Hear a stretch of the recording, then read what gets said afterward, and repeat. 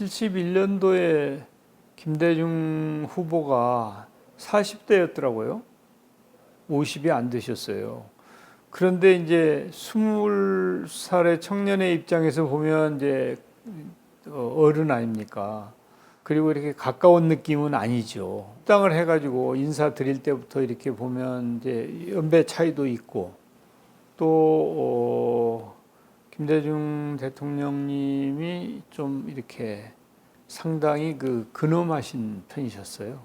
그래서 이제 이렇게 편안하지는 않고 또 원체 큰 지도자 아닙니까?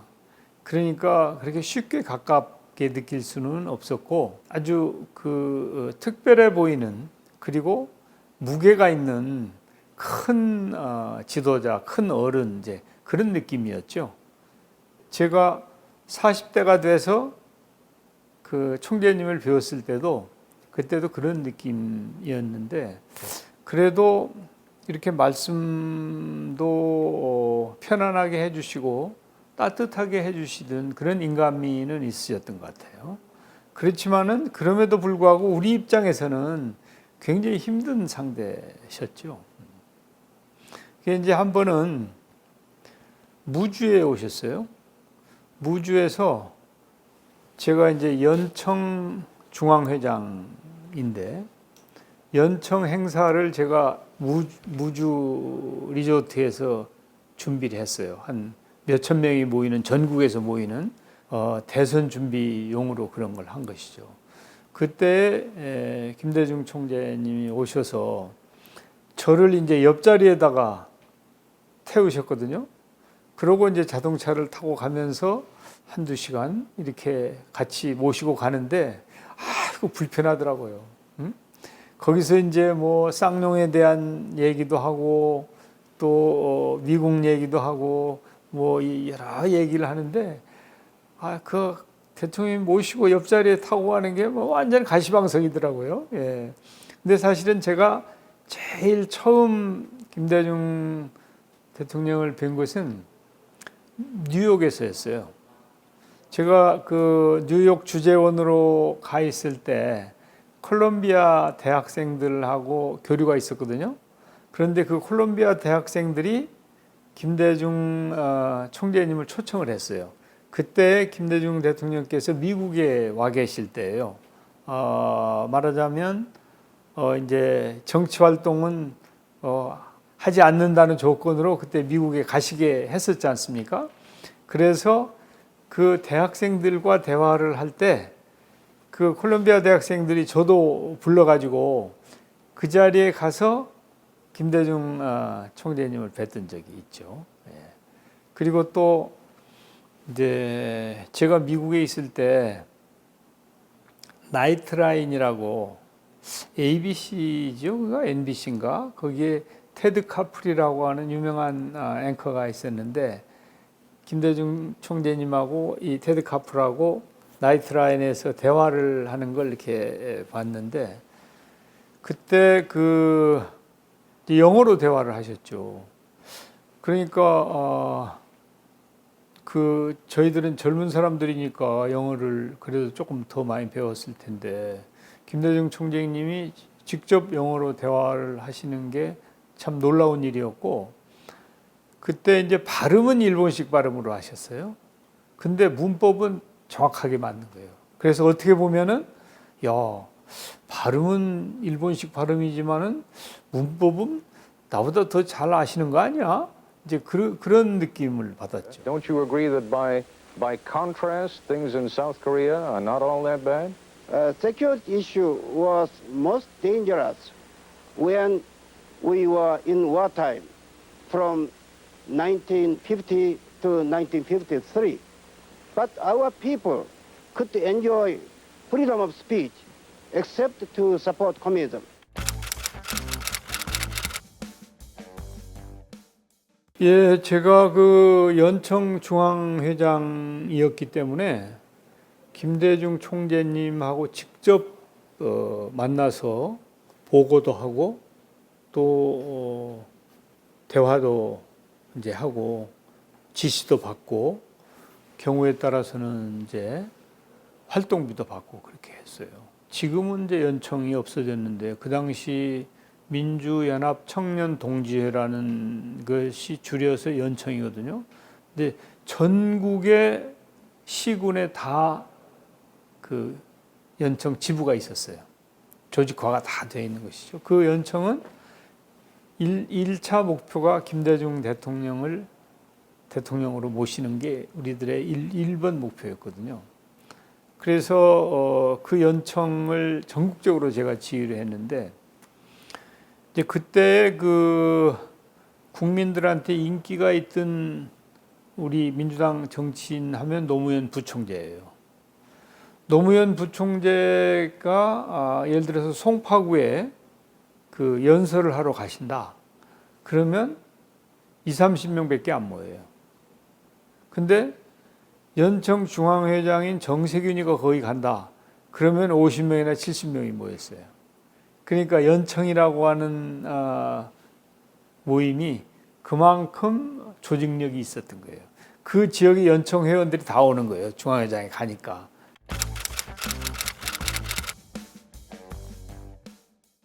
그런데 이제 당 조직이 동원하는 세력보다 어떻게 보면 오히려 더 많은 세력을 동원할 수 있었고 또 김대중 대통령을 당선하시도록 하는데 연청이 기여를 많이 했죠. 그리고 물론 그 후에 연청 출신들이 정치인으로 많이 성장을 해서 국회나 또 지방자치 쪽에 특히 이제 지방자치가 실시되면서 그 의원이나 아니면 그 단체장, 기초자치단체장 이런 쪽으로 굉장히 많이 진출을 했죠. 그래서 김대중 대통령 그 대선 캠페인 때는 한 축을 담당해가지고 확실하게 활동을 했고 그 이전에 1년 전부터 대선 기획단이 있었거든요. 대선 기획단의 단장이 이종찬 현재 광복회장이에요. 저는 그 일원으로 대선 기획단 활동을 1년 전부터 한 거예요. 거기에는 이제 제 기억에 한 15 정도 모였었던 것 같은데, 뭐 거의 매주 모이다시피 해가지고 준비를 했는데, 그때 거기서 만든 캠페인 구호가 준비된 대통령이에요. 준비된 대통령이 우리 대선 기획단에서 만든 거예요.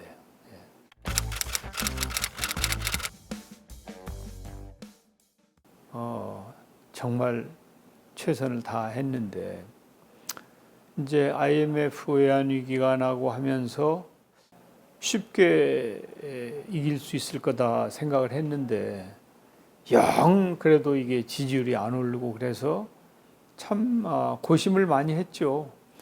한번 그때 득표 상황을 보시면은 이제 이인재 후보가 상당한 표를 가져갔음에도 불구하고 별로 큰 표 차이가 나지 않았잖아요.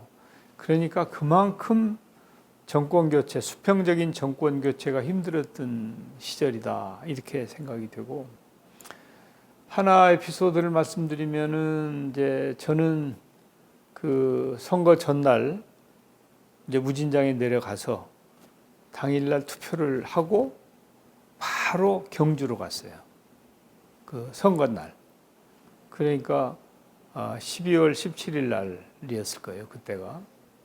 왜 갔냐면 경주나 이런 영남 지역에는 우리 민주당의 그 참관인, 투개표 참관인도 제대로 잘 구할 수가 없는 그런 시대였어요. 그때. 그래서 이제 호남 국회의원들이 영남 지역에 그걸 다 맡았어요. 이렇게. 그래서 저는 경주를 맡아가지고 경주에 가가지고 경주의 모든 투표구를 하루 내 돌아다니는 거예요. 그래서 거기 참관인이 있나 없나 확인하고 다니는데 참관이 하나도 없는 데도 있고 있는 데도 있고 이제 그런데 한 6시쯤 이제 그게 끝났는데 날이 이제 어둑어둑해지고 그때 몇 시까지 투표였든지 정확하게 모르겠는데 하여튼 투표 마감 시간이 얼마 안 남았는데 투표장에 사람들이 계속 오는 거예요. 그냥 보니까 저 사람들이 다 김대중 표가 아니야. 이해창 표 같아요. 그래서 좀 밉더라고요, 그 사람들이. 이제 늦었으면 그만 오지. 예? 그러다가 이제 거기서 개표가 시작해서 한참 진행될 때 처음에 우리가 좀 밀렸었거든요. 처음에. 그래서 그때 11시인가 해서 그때 이제 경주에서 출발해가지고 서울로 이렇게 올라왔는데 올라오는 도중에 이제 이렇게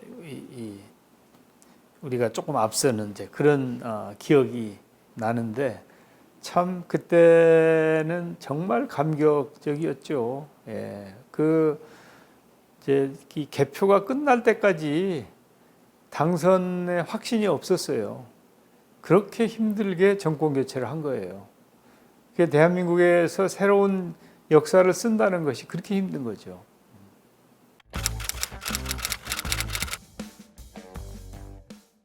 예, 그러니까 우리가 이제 선거의 사후 평가를 할 때 항상 우리 국민들은 참 위대하시다. 그리고 항상 절묘한 선택을 한다. 이제 그런 얘기를 하지 않습니까? 그때야말로 정말 위대한 선택을 하셨다고 생각해요. 이제 IMF 외환위기를 맞았지 않습니까? 그래가지고 김영삼 대통령의 리더십은 완전히 이제 없어진 그런 상태였고 국제적인 위상도 정말 그 형편없어서 과연 대한민국이 다시 일어설 수 있을까? 이제 그런 때였는데 김대중 대통령을 선택함으로 해서 우리가 IMF 외환위기를 조기에 극복할 수 있었잖아요. 그리고 김대중 대통령께서 당선되시고 나서 그 다음날 국민들에게 내놓은 메시지가 그 민주주의와 시장경제 아니었습니까? 민주주의와 경제가 함께 발전하는 시대를 맞게 되었습니다. 우리는 모든 기업을 권력의 사슬로부터 그리고 권력의 비호로부터 완전히 해방시킬 것입니다. 그것은 그 한마디로 국제사회로부터 관심을 받고 국제사회로부터 한국과 함께 해도 되겠구나 하는 그런 편안함을 준 그런 워딩이었지 않습니까? 그런 그 말씀이 그분의 철학과 경륜과 또 그분이 정말 노심초사 공부한 그런 준비한 그런 게 아니면 나올 수가 없는 것이죠. 만약에 우리가 IMF 외환위기를 그렇게 조기에 극복하지 못하고 계속 이제 졸업하지 못하고 그 치하에 있는 상황이었다면 과연 오늘의 대한민국이 가능했겠습니까? 저는 정말 그 국민들의 절묘한 선택으로 대한민국의 새로운 역사를 쓸 수 있는 그런 기회였다. 그리고 김대중 총재님이 아무리 훌륭하셔도 선택을 받지 못하면은 국민을 위해서, 국가를 위해서 일할 기회가 없는 거 아닙니까?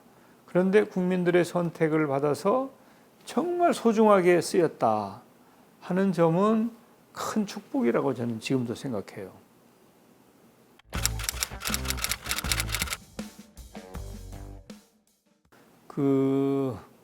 김대중 당선자께서 당선되시고 나서 2, 3일밖에 안 됐는데 한광옥 부총재하고 저를 일산으로 부르셨어요.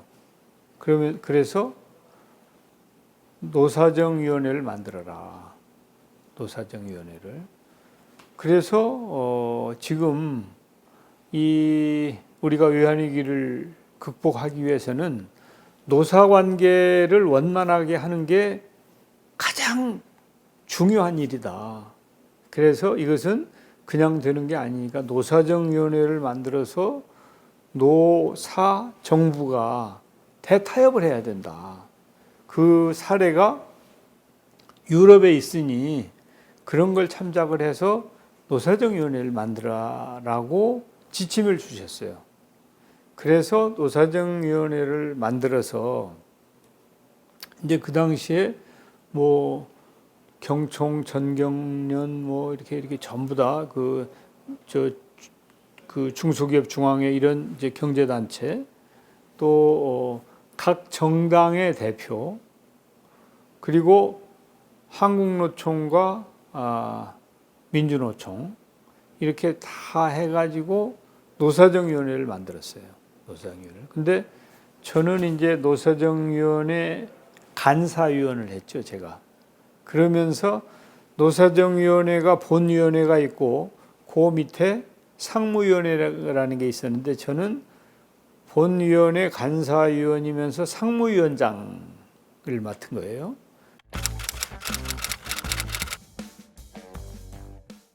그래서 노사정위원회의 이제 중추적인 역할을 했는데 아마 이제 그때 저는 그 김대중 총재께서 낙점을 하셨을 거라고 생각해요.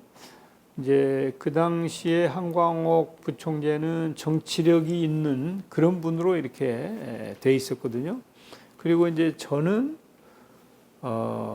대학 시절에 총학생회장도 해서 리더십이 있고 또 기업에 오래 있었기 때문에 사쪽, 노쪽은 아니고 사쪽에 이 연결도 되고 또 국제 감각도 있고 뭐 또 영어도 좀 되고 하니까 아마 저를 간사위원으로 시키지 않았을까 그렇게 생각이 되는데 그때 이제 열심히 해가지고 우리가 노사정 대타협을 성공시켰어요.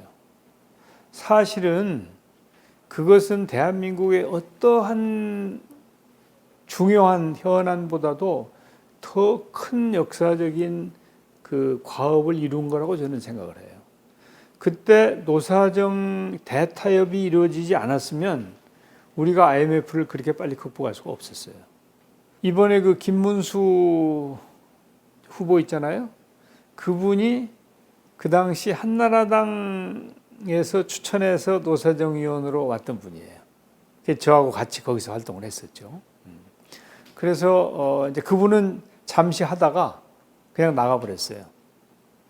이제 이 한나라당에서도 그 위원을 하나 추천했었는데 영 협력을 하지 않고 그러다가 결국 탈퇴를 해버렸죠. 그랬는데 하여튼 그때 이제 같이 했었고 그 노사정위원회가 그냥 밤을 새워가면서 정말 그 힘들게 했고 또 현대자동차의 파업 사건이 있었어요. 그때 이제 정말 국민 모두가 잠을 이루지 못했죠. IMF 외환위기 상황인데 현대자동차가 파업을 해가지고 차도 안 나오고 노사가 극한 대립을 하고 있었거든요. 그래서 그때 제가 노사정위원회의 간사위원회 자격으로 그 노무현 부총재, 민주당 부총재를 단장으로 해가지고 중재단을 만들어가지고 울산의 현대자동차에 가서 7박 8일 있으면서 중재를 해가지고 파업을 끝냈죠. 그러면서 그때 정리해고 법제화라고 하는 노사정 대타협을 이끌어낸 거예요. 그러면서 그걸 계기로 해가지고 전체 노사정 대타협이 이루어지는 그런 계기가 됐죠.